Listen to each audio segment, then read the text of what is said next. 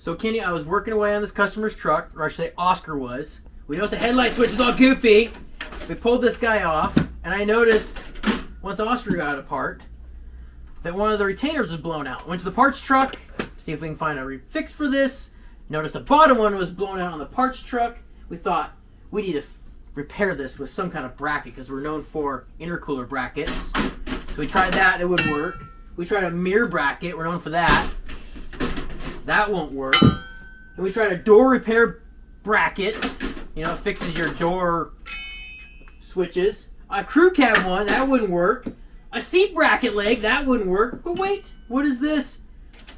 Oh man, look at that. It works. A laser cut formed right to the dash. This piece just goes right in, and this goes like this. We'll put some screws in it and show you guys how it works. What do you think, Kenny? Keeper? Okay. Stay tuned.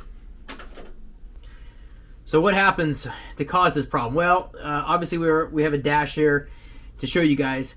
What happens is our headlight switch is retained by 2 factory screws, and they have these metal inserts that go inside the plastic of the dash.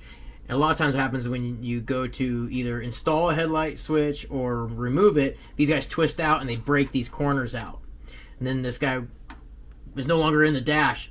So we came up with a bracket that lays over those areas.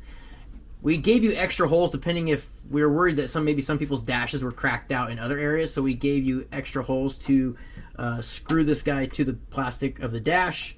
Then your headlight switch just goes right over that right there. How do you make the holes?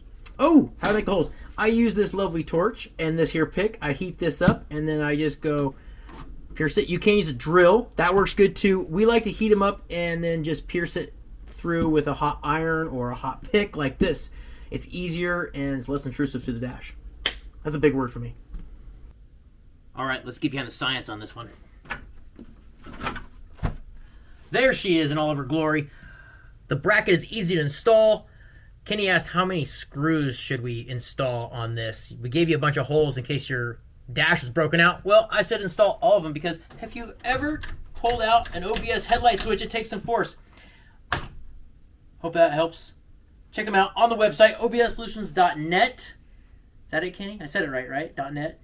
Anyway, thanks everyone.